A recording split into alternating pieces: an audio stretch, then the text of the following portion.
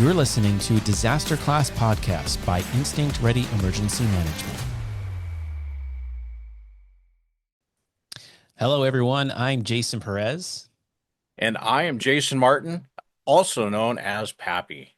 And you're listening to Disaster Class, the podcast that's dedicated to helping you educate, prepare, and equip yourself for life's disruptions. Well, Pappy, it's good to be back and have you again co-hosting Disaster Class. This is going to be a fun episode. I'm looking forward to it, and I'm glad to be back. It's always a great time. So today we're talking about community engagement. And we've talked about it before. You might remember in a previous episode, we talked with Dustin Reidner of New York City Emergency Management. And in that episode, he gave us a rundown of some of the various programs that New York City Emergency Management is using to engage community members. But recently, Pappy, you and we got to talk with one of Dustin's colleagues. So my name is Moriah Washington, and I serve as Director of Community Engagement in New York City Emergency Management. So what's cool about Moriah is she doesn't have a formal background in emergency management or response. Yeah, the journey's been unique, and I still have family and friends that are just like, you do what now? And so studied sociology, knew I didn't want to be a social worker, but knew I wanted to be able to help others. Like I've done Peace Corps in Costa Rica. I've worked with children. I've worked with youth. I've worked with families. I've worked with women. It's always been about how else can I be a resource? We took field trips in grad school to different city agencies. And don't you know, we had a field trip to New York City Emergency Management. And I remember being in there and I'm like, this place feels cool. I think I could work here, but I don't know what I could possibly do. And there was just like a shift in my whole spirit and my mindset of how many skills I have that are transferable. So I just want to interrupt for just a moment to say thank you to Sawyer Products for sponsoring this episode of Disaster Class. I personally love Sawyer Products. I've been using their water filter and insect repellent for years. Every time I go camping, hiking, spend any time outdoors, I've got my Sawyer products there. I keep a water filter in my go bag. That way, if anything happens, I know it's there when I need it. So whether you're in the backcountry, the backyard, you're on the trail, or doing humanitarian relief, Sawyer products are making an impact. So visit Sawyer.com today to learn more and to find a retailer near you. So we had a blast talking with Moriah, and you can tell that she is just super passionate about what she does. I can't think of a better word to describe her. Passionate just totally envelops everything. Yeah. And what's awesome too, in listening to some of her background and experience and what she does at NYSEM, and unfortunately we didn't have time to play all of her background that she has, but you can tell that she loves connecting with people. And really, that is absolutely what you want with someone in her role.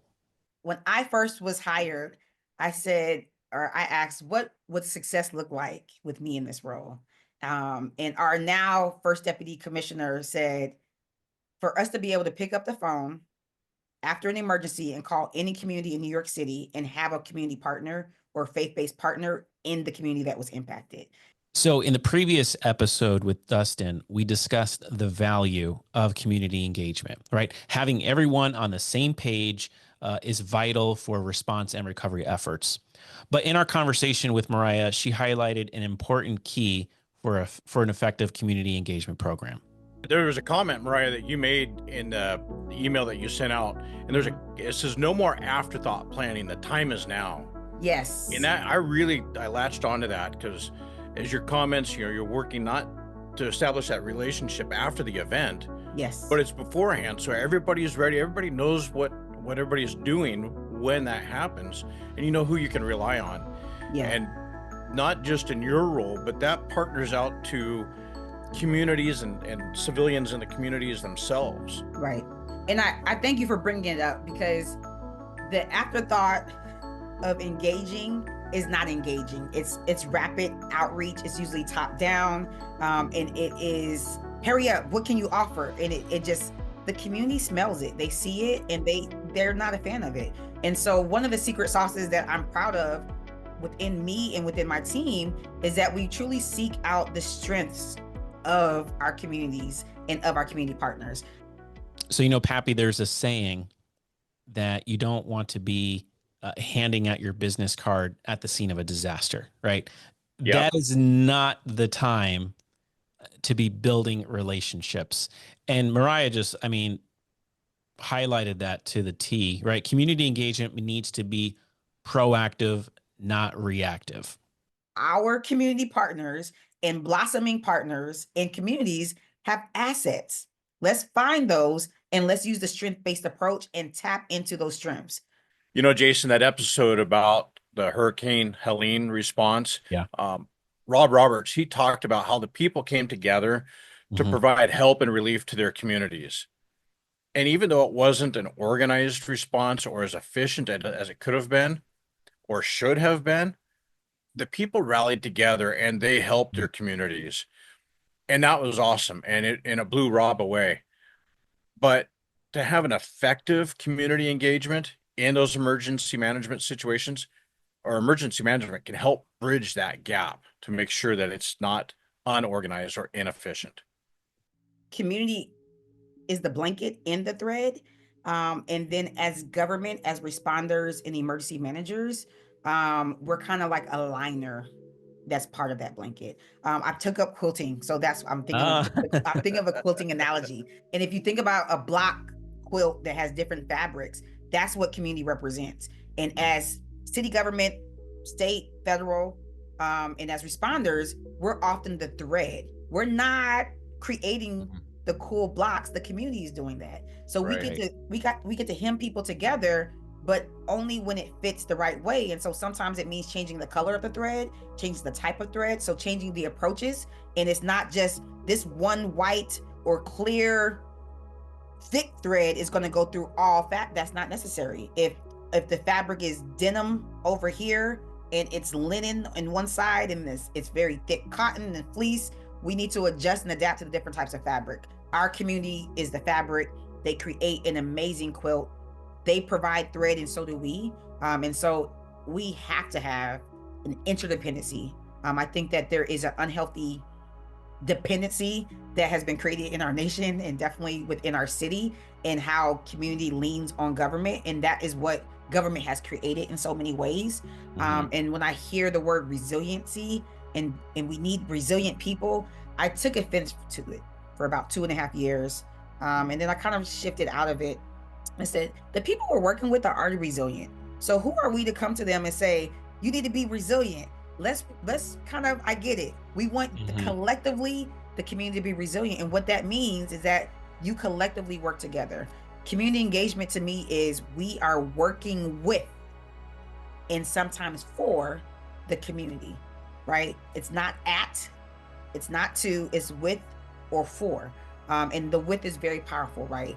Because even with, that means I can be with you in this space. I don't need to speak, right? I don't need any talking points, but you know that I'm here and you invited me here and I thank you, and vice versa, right? But sometimes, if we wait too late, it just becomes very like a trophy, like, here, let's put this trophy group up. It's like, no, that's not going to be sustainable. And the people see and smell it and they're going to say no. My mom made quilts when I was younger and I still have some of them, and they're still in fairly decent shape. I mean, they're 40 plus years old, but that goes to your analogy of choosing the right thread and everything based on what fabric you're using. In the community, you got to make sure that what's next to each other and what's working together and holding each other together will work. Just like that quilt, it's not going to last very long if it's not put together very well. So whether it's the stitching, the thread, the fabric, those relationships can endure a very long time and a lot of abuse, if you will, if it's put together correctly. The other cool thing, Jason, is that when quilts do fall apart, now there are ways that you can upcycle them. So now some people create cool jackets. And so for me, the upcycling of quilts that become a little bit ragged looking is, let's get that refreshed approach. Hey, we did what we could with this approach. It was good for 10 years. It was good for 30 years. We got to switch it up. Let's switch it up. And so how can we upcycle our ideas on how we truly engage and not just do rapid touch points, top down, once a year, come together, everybody. What do you think? Okay, we care about you, and you don't do anything with what people are saying, right? You kind of listen, you smile, you take pictures, and then you don't see them again. That's not going to work in your favor. There's a lot that was wrapped up in what she said about what true community engagement brings, right? And how to, there was one clip that she talked about too of how how it makes you feel too. Yep. Right. It's one thing to say you matter, but to feel it. And so really reaching out to help people to feel connected, to feel a part of the different programs and initiatives is super important. So in one of our previous episode with Dustin Reidner, he gave a rundown, as we mentioned, of some of the different community engagement programs at NYSEM. But Moriah provided us with some details of one specific program that is working to increase the capabilities of community organizations. And so I got to pioneer this program called Strengthening Communities. And what we do is we take coalitions or networks that have more than 3 member organizations within their coalition. We take them on a 5-month journey of year 1 program planning, of creating their own emergency plan. So what's a needs assessment, and what does that look like for you? Here's a soft template. Create what's meaningful for you. We pay them. Okay, what's a resource guide and community mapping? We give them the training, we give them coaching, they create the deliverable, we compensate them. So we take them through a 5-month process for 5 different deliverables. The biggest deliverable is them creating an emergency plan of what their coalition will do when there's a blackout, during extreme heat, when major flooding is happening, and then even a community-specific emergency, right? So they might say, listen, we have a lot of gun violence here in Hunts Point, and we're vulnerable for a lot of things, but our coalition is focused on that, and here's what we're going to do for that. And most important is that communication strategy. How are you communicating out to the people that you serve, to your leaders, to your staff, and to your volunteers? But it's not a one and done program, right? So they do year 1, and then we do sustainment after that. Sustainment is about, we can activate them to help do messaging when major storms come through. And you have a Bengali community, you speak Urdu, great. If you can give this message out within the next 24 hours and fill out this form, we'll give you $4,400 for your time. We launched in 2020. We just closed our application for cohort 4. And so currently we have 35 groups that are part of the program actively. 37 have completed the program. And we, in January, are looking to add another 20 coalitions to all the work that we've done. We have a continuous program cycle, and our partners have access to us all 12 months. The heaviest load is the year 1, the first 5 months. After that, the sustainment deliverables, it shifts from, update your emergency plan or socialize your emergency plan, host 3 preparedness events between January and June, right? So nothing that's gonna, break them and like, oh my goodness. So we're super excited. We're super grateful. I don't know about you, Jason, but even the second time around, her enthusiasm is so contagious. 100%. She believes in what she's doing, and she is so happy to be. She looks at it as a privilege for her to be able to be involved in this. Absolutely. And what's so great about that program is that it gives incentives to build preparedness behaviors and leverages the community organizations so that they foster that spirit of collaboration, so that everybody's working together and oh, you need a little help here, you need a little help here, well, we'll step in and do that. And I super love that. But there is that question, does it work? I mean, we have some groups, intergenerational groups in the Bronx that are really like, hey, we're a house of worship. We're already providing food every Thursday. We're already providing a knitting class every other week. We provide some counseling for the older adults, and we have the summer youth program. What else can we do? Like, okay, let's come in, let's do some individual preparedness. Hey, we've been looking over our plan, and we realize what you're saying is we need a backup plan for all the food storage. And so I started with them about 2 years ago. I recently visited them early October, and I said, "Oh, my colleague hasn't seen your food storage area. Can we take a little quick tour?" And when I got down there, I was speechless. I said, "Oh, everything is elevated." They're like, "Yes, that's because of you, and that's because of all the emphasis you've been making in the trainings. We don't just do work with just our partners. We work with Food Bank of New York City as well, and I give trainings with them and saying like, create a plan. Like if water comes, and a lot of folks are like, yeah, we did get flooded out, and so they were like, oh, we have a generator that we were able to put money aside to purchase because it's important for us to keep our food service every Thursday. We serve over 350 people every Thursday, just right here in the Castle Hill area. And so when I hear that, what I'm hearing is because they have a plan and they have structure, they're able to think proactively versus reactively, right? There's been a time in Brooklyn where they've reached out and said like, hey, I used my communication plan because you all didn't reach out to say you needed help, but we realized that we were right here in Southern Brooklyn and our people needed to get some know what to do, clean the catch basin, drive your vehicles up the hill and not keep it down low. So when we get those type of report backs, we do get extra excited. We get a little bit giddy as well.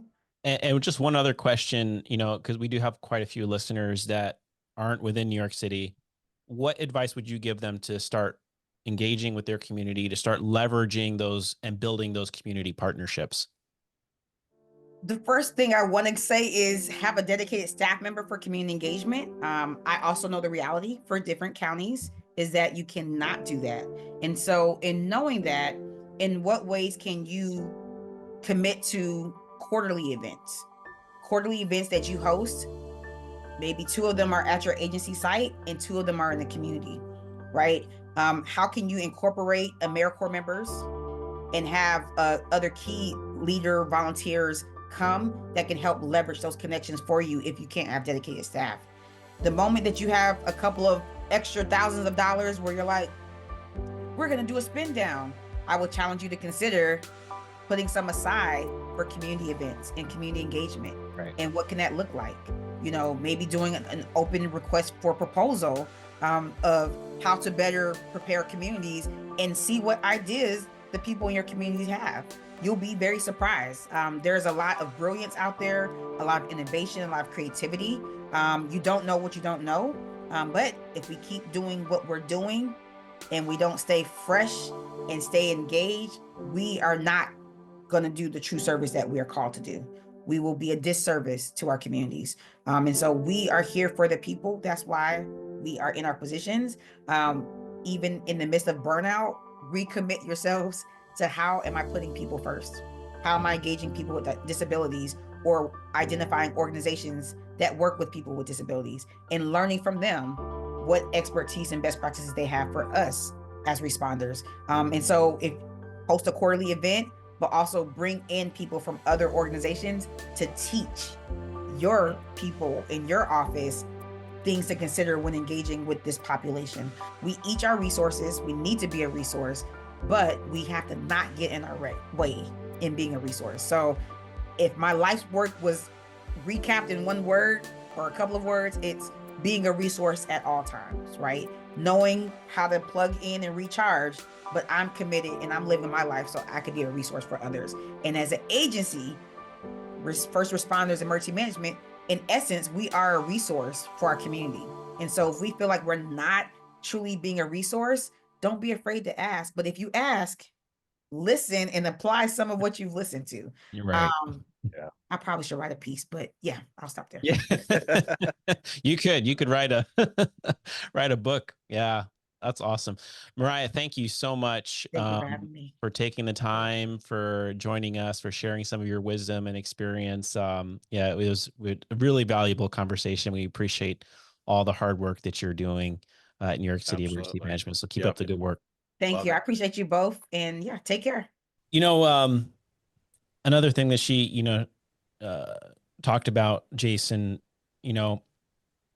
I think it's sometimes in emergency management, it's like we feel like you have to be the one to figure everything out. Yep.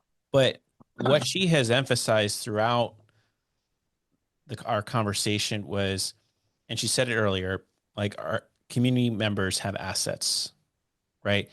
And so tapping into that. So community engagement is not always about, well, how can we help them to work with us?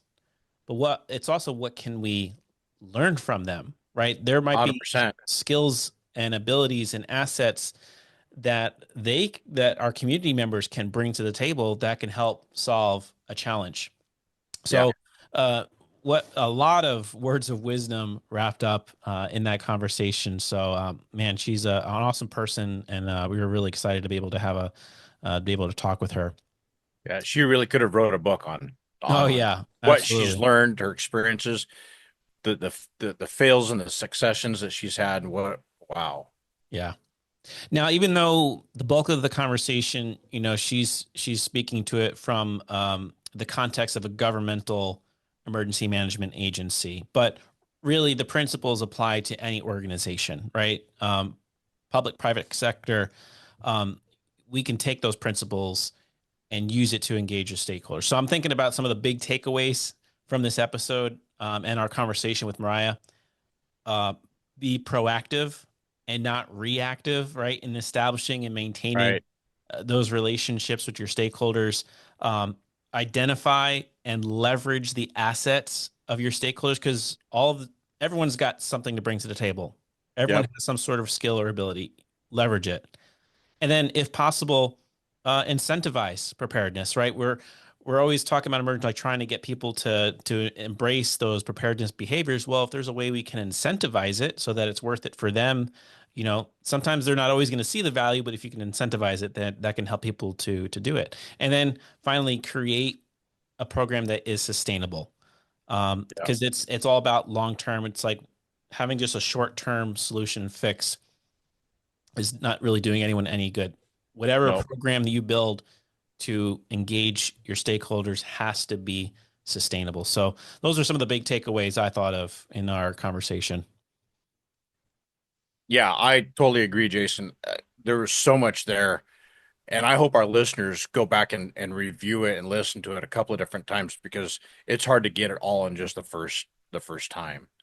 For our listeners, if you want to learn more about what NISM has done and how they can help you, Moriah shared their website, nyc.gov/EM, or you can go to their YouTube page, which is NYC Emergency Management. And Jason, I was looking at their YouTube page. It is full of so many different beneficial videos and multilingual too. There's some of these videos are in 10 or 20 different languages. So they're for all cultures, all ethnicities. And there's videos in there, webinars. She said that some of those webinars they can come and do in person. So we encourage everybody to take advantage of those. Yeah, definitely go check that out.